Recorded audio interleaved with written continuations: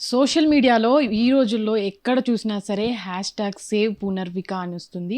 అసలు తనకొచ్చిన డిసీజ్ ఏంటి? దాన్ని ఎలా గుర్తించాలి అని తెలుసుకుందాం. ఈరోజు మనతో పాటు మెడికవర్ న్యూరాలజిస్ట్ అయినటువంటి విక్రమ్ గారున్నారు.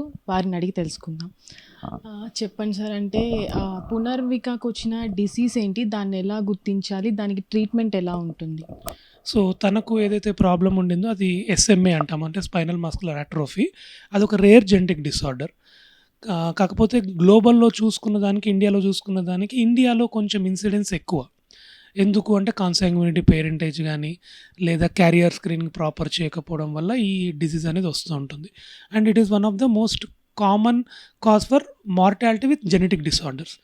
అంటే దీంట్లో ఏమైపోతుందంటే ఎస్ఎంఎన్ అనే జీన్ ప్రొడక్షన్ తగ్గుతుంది. సో, కాపీస్ అనేవి తగ్గడం వల్ల ఆ మజిల్ అంటే స్పైనల్ కార్డ్‌లో ఉండే ఆ న్యూరాన్స్ చనిపోతూ ఉంటాయి. సో, దానివల్ల ఆ న్యూరాన్స్ ఏదైతే సిగ్నల్ ఇవ్వాలో మజిల్స్‌కి అది ఇవ్వకపోవడం వల్ల ఆ మజిల్ అనేది డ్యామేజ్ అయ్యి ఈ రకమైన ప్రాబ్లమ్స్ డెవలప్ అవుతూ ఉంటాయి.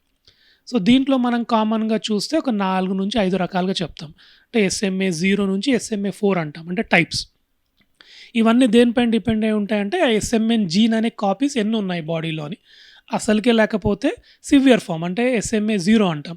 అది యూజువల్లీ ఇంట్రాయూట్రైన్ బేబీ లోపల ఉన్నప్పుడే సిమ్టమ్స్ స్టార్ట్ అవుతాయి. ఎట్లాగా బేబీ మూవ్‌మెంట్స్ తగ్గిపోవడము, లేదా డెలివరీ టైంలోనే చనిపోవడం.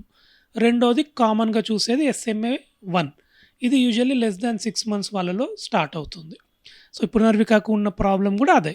అది ఎట్లా తెలుస్తుంది అంటే నార్మల్‌గా మైల్‌స్టోన్స్ ఏవైతే అచీవ్ చేస్తారో లైక్ నెక్ హోల్డింగ్ గానీ, క్రాలింగ్ కానీ అంటే వాళ్ళు ఫ్లాపీగా ఉంటాం. ఫ్లాపీ ఇన్ఫాంట్ అంటాం వాళ్ళని. సో, మూవ్‌మెంట్స్ అనేవి తక్కువుంటాయి. సో, ఇది కామన్‌గా చూసేది. థర్డ్ వేరియంట్ వచ్చేసి 6-18 మంత్స్‌లో ప్రెజెంట్ అయ్యేది. వీళ్ళలో డెఫినిట్‌గా డిసెబిలిటీస్ ఉంటాయి. కాకపోతే లైఫ్ రిస్క్ అనేది కొంచెం తక్కువుంటుంది. ఫోర్త్ కేటగిరీ వచ్చేసి 18 మంత్స్ తర్వాత ప్రెజెంట్ అవ్వడం. వీళ్ళు ఆల్మోస్ట్ ఇండిపెండెంట్ లైఫ్‌ని లీడ్ చేయగలుగుతారు. కాకపోతే ఏంటి అంటే అగ్రెసివ్ అంటే నార్మల్ హ్యూమన్ లాగా ఉండరు.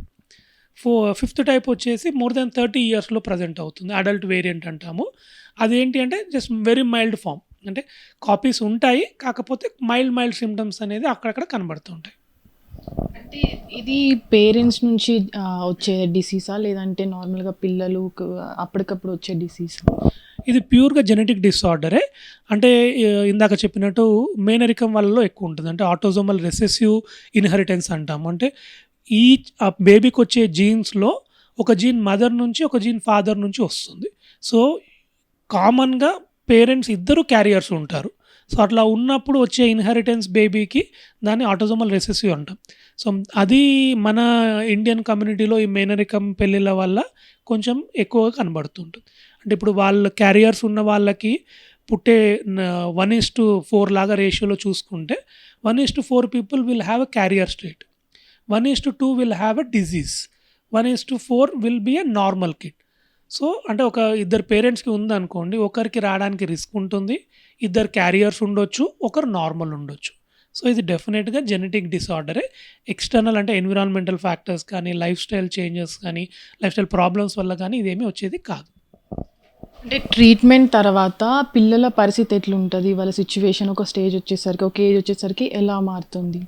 సో, ఇందాక చెప్పినట్టు 3 అండ్ 4 ఎస్ఎంఏ వాళ్ళు నార్మల్ లైఫ్‌లోనే లీడ్ చేస్తారు.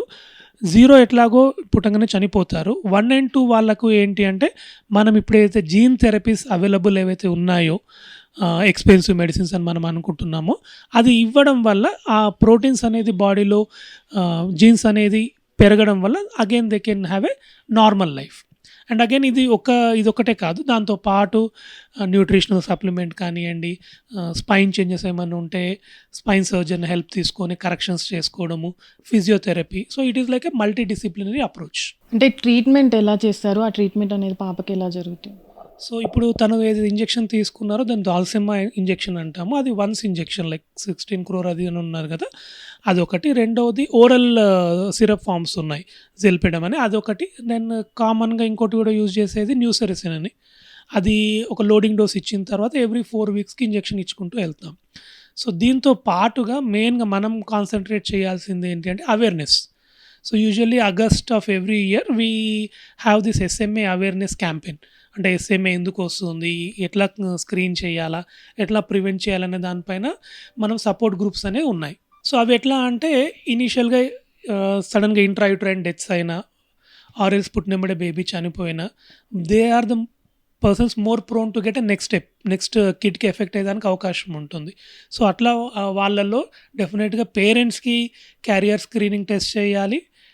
వాళ్ళు కన్సీవ్ అయిన తర్వాత మదర్కి కూడా ఈ కొరియానిక్ ఇవి ఉంటాయి, మన శాంపుల్స్ తీసుకొని పంపించేవి, అవి చేస్తే బిఫోర్ డెలివరీ కూడా మనం డయాగ్నోస్ చేయడానికి అవకాశం ఉంటుంది.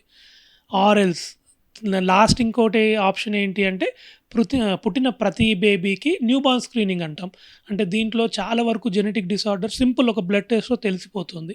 అది యూనివర్సల్గా లేదు ఇండియాలో, బట్ అది యూనివర్సల్గా చేయడం వల్ల ఏంటి అంటే ప్రతి బేబీని మనం స్క్రీన్ చేసిన వాళ్ళం అవుతాం.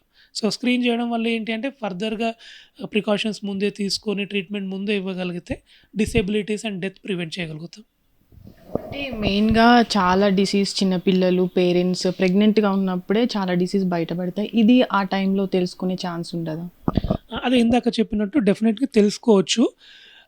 అది స్పెసిఫిక్గా ముందు వాళ్ళ ఫ్యామిలీలో ఎవరైనా అన్ఎక్స్ప్లెయిన్డ్ డెత్స్ కానివ్వండి, లేదా వాళ్ళకే ముందు బేబీలు పుట్టగానే చనిపోయినారు అనుకోండి, డెలివరీ కంటే ముందే ప్రీ కన్సెప్షనల్ కౌన్సిలింగ్ ఉంటుంది, పేరెంట్స్కి టెస్ట్ చేస్తారు. కన్సీవ్ అయిన తర్వాత కూడా ఆమ్నియాటిక్ ఫ్లూయిడ్ కానీ కొరియానిక్ విల్లై శాంపుల్ అని ఉంటాయి. సో అవి శాంప్లింగ్స్ చేసి కూడా మనం ముందే డెలివరీ కాకంటే ముందే బేబీకి ఆ ఎఫెక్ట్ అయ్యే ప్రాబ్లం ఉందా లేదా అనేది తెలుస్తుంది. హిట్ టీవీ యాప్, ఇందులో short news, live news, entertainment shows, movies, digital magazines తో పాటు మీ జిల్లా వార్తలను కూడా ఫ్రీగా చూడొచ్చు. ఇంకెందుకు ఆలస్యం, వెంటనే హిట్ టీవీ యాప్ ని డౌన్లోడ్ చేసుకుని ఫ్రీగా ఎంటర్టైన్మెంట్ పొందండి. Hit TV app. Hit TV app. Please download hit TV app. Hit TV యాప్ని ఫ్రీగా డౌన్లోడ్ చేసుకొని ఎంజాయ్ చేయండి. మీకు నచ్చిన ఎంటర్టైన్మెంట్ కోసం హిట్ టీవీ యాప్ ని ఫ్రీగా డౌన్లోడ్ చేసుకుని ఎంజాయ్ చేయండి. హిట్ టీవీ యాప్ని డౌన్లోడ్ చేసుకుని ఆస్వాదించండి, ఆశీర్వదించండి. ఇంతమంది సెలబ్రిటీలు హిట్ టీవీ యాప్ ని డౌన్లోడ్ చేసుకోండి అని చెప్తున్నారంటే ఎంత మంచి యాప్ ఆలోచించండి. అమెరికా అమెరికా అమెరికా అమెరికాలో చదవాలనుకునే వాళ్ళకి విశ్వసనీయమైన పేరు మన శౌర్య కన్సల్టెన్సీ. UK లో 1 year masters. UK లో 1 year masters. 2 years work permit up to 5 years visa. Contact Saurya Consultancy. Contact 89851 89851.